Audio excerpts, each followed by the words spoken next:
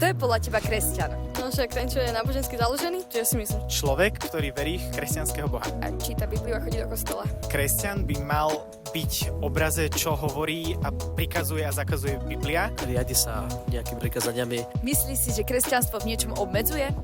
Neobmedzuje, ohraničuje. Z môjho pohľadu je to obmedzovanie, ale pre nich to asi není, im to asi nevadí.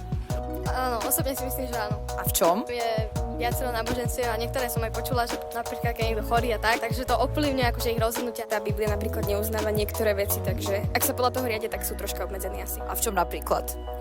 Fúha, tak to neviem, ja som Bibliu v živote ani v ruky nedržala, takže...